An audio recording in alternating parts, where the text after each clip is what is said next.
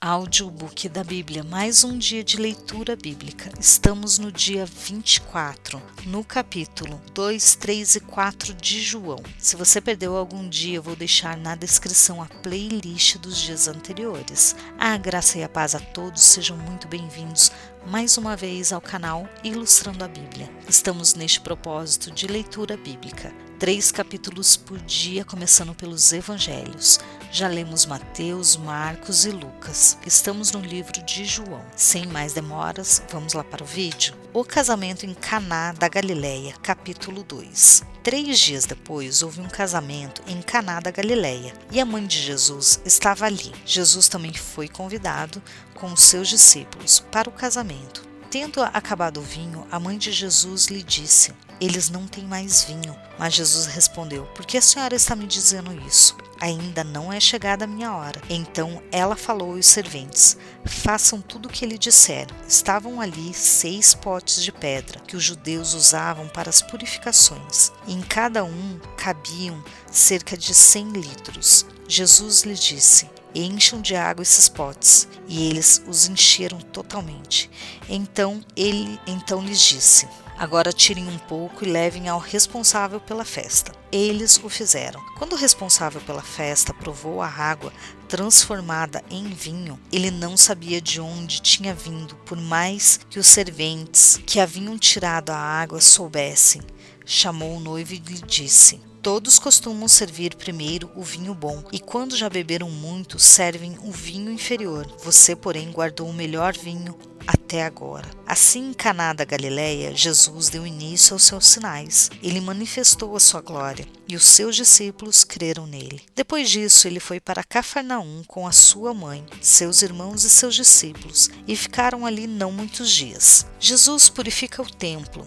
Estando próxima a Páscoa dos judeus, Jesus foi para Jerusalém e encontrou no templo os que vendiam bois, ovelhas e pombas, também os cambistas assentados. Tendo feito um chicote de cordas, expulsou todos do templo, com as ovelhas e os bois. Derramou o dinheiro dos cambistas pelo chão, virou as mesas e disse aos que vendiam as pombas: "Tirem essas coisas daqui. Não façam da casa do meu pai uma casa de negócio." Os seus discípulos se lembraram que está escrito: "O zelo da sua casa me consumirá." Então os judeus lhe perguntaram: "Que sinal você nos mostra para fazer essas coisas?" Jesus lhes respondeu: "Destruam esse santuário e em 3 dias eu o levantarei." Os judeus responderam: "Esse santuário foi edificado em 46 anos. Você quer levantá-lo em 3 dias? Ele, porém, se referia ao santuário do seu corpo. Quando, pois, Jesus ressuscitou dentre os mortos, os discípulos dele se lembraram que ele tinha dito isso e creram nas Escrituras e na palavra de Jesus. Jesus conhece todas as pessoas. Estando Jesus em Jerusalém durante a festa da Páscoa, muitos creram no seu nome quando viram os sinais que ele fazia. Mas o próprio Jesus não confiava neles, porque conhecia todos e não precisava que alguém lhe desse testemunho a respeito das pessoas, porque ele mesmo sabia que era a natureza humana. Nicodemos visita Jesus, capítulo 3. Havia entre os fariseus um homem chamado Nicodemos, um dos principais dos judeus. Esse, à noite, foi até Jesus e lhe disse: "Rabi, sabemos que o Senhor é mestre vindo da parte de Deus, porque ninguém pode fazer esses sinais que o Senhor faz, se Deus não estiver com ele." Jesus respondeu: em verdade lhe digo que se alguém não nascer de novo, não pode ver o reino de Deus." Nicodemos perguntou: "Como pode um homem nascer sendo velho? Será que pode voltar ao ventre materno e nascer uma segunda vez?" Mas Jesus respondeu: em verdade lhe digo, quem não nascer da água e do Espírito não pode entrar no reino de Deus. O que é nascido da carne é carne, e o que é nascido do Espírito é Espírito. Não fique admirado por eu dizer: vocês precisam nascer de novo. O vento sopra onde quer, você ouve o barulho que ele faz, mas não sabe de onde ele vem, nem para onde vai. Assim é todo que é nascido do Espírito. Então Nicodemos perguntou: como pode ser isso? Jesus respondeu: você é mestre em Israel e não compreende essas coisas? Em verdade lhe digo que nós falamos do que sabemos e damos testemunha do que vimos, mas vocês não aceitam nosso testemunho.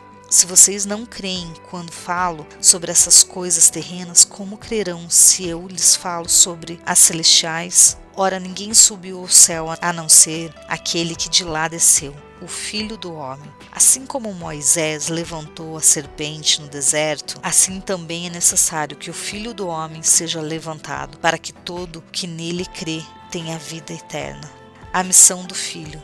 Porque Deus amou o mundo de tal maneira que deu seu Filho unigênito, para que todo aquele que nele crê não pereça, mas tenha vida eterna. Porque Deus enviou o seu Filho ao mundo, não para que condenasse o mundo, mas para que o mundo fosse salvo por ele. Quem nele crê não é condenado, mas o que não crê já está condenado, porque não crê no nome do unigênito Filho de Deus. A condenação é essa: a luz veio ao mundo, mas os homens amaram mais as trevas do que a luz, porque as suas obras eram más, pois todo aquele que pratica o mal detesta a luz e não se aproxima da luz, para que as suas obras não sejam reprovadas. Quem pratica a verdade se aproxima da luz, para que as suas obras sejam manifestas, porque são feitas em Deus. Jesus e João Batista.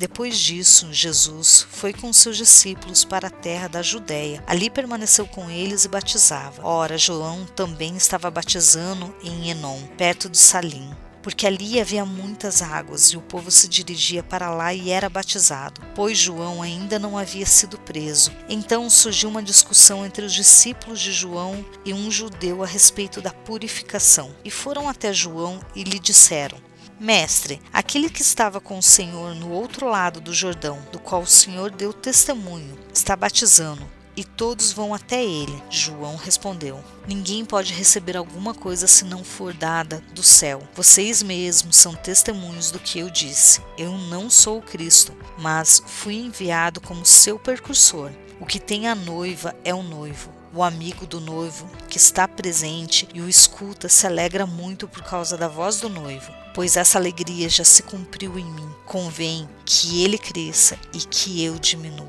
Aquele que vem do céu, quem vem das alturas certamente está acima de todos. Quem vem da terra é terreno e fala da terra. Quem veio do céu está acima de todos e dá testemunho daquilo que viu e ouviu, mas ninguém aceita o seu testemunho. Quem, porém, aceita o testemunho que ele dá, certifica que Deus é verdadeiro, pois aquele que Deus enviou fala as palavras de Deus, porque Deus não dá o Espírito por medida. Pai ama o Filho e entregou todas as coisas nas mãos dele. Por isso quem crê no Filho tem a vida eterna. Quem se mantém rebelde contra o Filho não verá a vida, mas sobre ele permanece a ira de Deus. Jesus e a mulher samaritana, capítulo 4.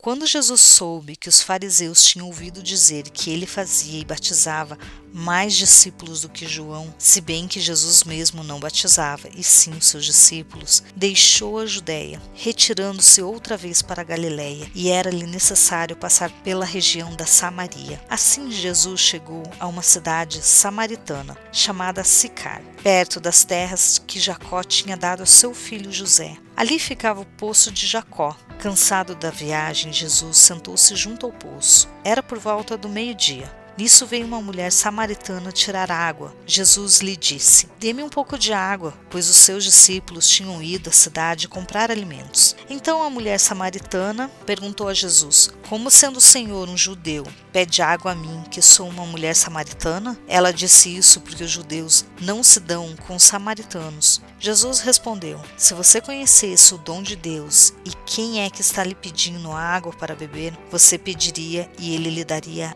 água viva. Ao que a mulher respondeu: O Senhor não tem balde e o poço é fundo. De onde vai conseguir essa água viva? Por acaso o Senhor é maior do que Jacó, o nosso pai, que nos deu o poço, do qual ele mesmo bebeu, assim como seus filhos e o seu gado? Jesus respondeu: Quem beber dessa água voltará a ter sede, mas aquele que beber da água que eu lhe der nunca mais terá sede. Pelo contrário, a água que eu lhe der será nele uma fonte a jorrar para a vida eterna. A mulher lhe disse: Senhor, quero que me dê essa água para que eu não mais tenha sede, nem precise vir aqui para buscá-la. Jesus disse: Vá, chame o seu marido e volte aqui.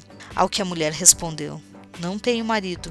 Então Jesus disse: Você tem razão ao dizer que não tem marido, porque já teve 5, e esse que agora tem não é seu marido. O que você disse é verdade. A mulher então lhe disse: Agora eu sei que o Senhor é um profeta. Nossos pais adoravam nesse monte, mas vocês dizem que em Jerusalém é o lugar onde se deve adorar. Jesus respondeu: Mulher, acredite no que eu digo. Vem a hora em que nem nesse monte, nem em Jerusalém vocês adorarão o Pai. Vocês adoram o que não conhecem. Nós adoramos o que conhecemos, porque a salvação vem dos judeus. Mas vem a hora, e já chegou, em que os verdadeiros adoradores adorarão ao Pai, em espírito e em verdade, porque são esses que o Pai procura para seus adoradores. Deus é espírito, e é necessário que os seus adoradores o adorem em espírito e em verdade. A mulher respondeu: Eu sei que virá o Messias, chamado Cristo.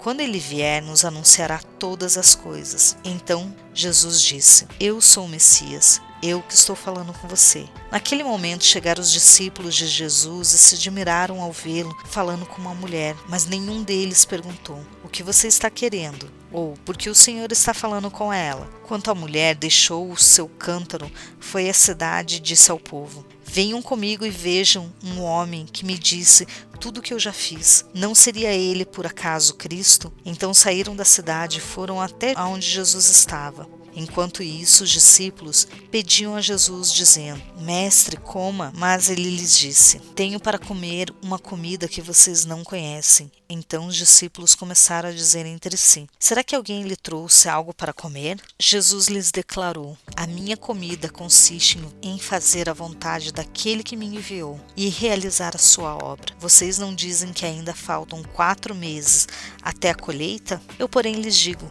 Levantem os olhos e vejam os campos, pois estão maduros para a colheita. Quem colhe recebe desde já a recompensa e ajunta o seu fruto para a vida eterna, para que se alegrem ao mesmo tempo o que semeia e o que colhe.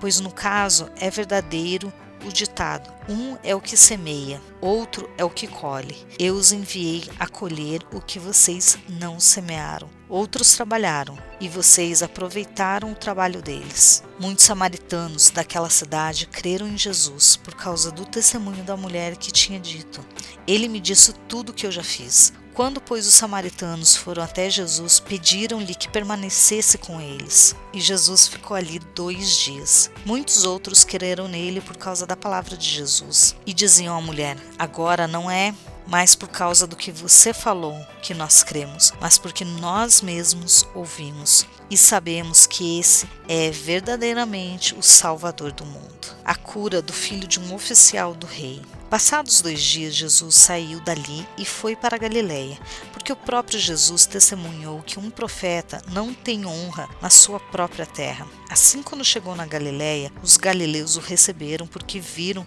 todas as coisas que Jesus tinha feito em Jerusalém, por ocasião da festa, a qual eles também tinham comparecido. Jesus foi outra vez a Caná da Galileia, onde tinham transformado água em vinho. E havia ali um oficial do rei, cujo filho estava doente em Cafarnaum. Quando ouviu dizer que Jesus tinha vindo da Judéia para a Galileia, foi até ele e pediu-lhe que fosse curar o seu filho, que estava morrendo. Então Jesus lhe disse: Se vocês não virem sinais e prodígios, de modo nenhum crerão.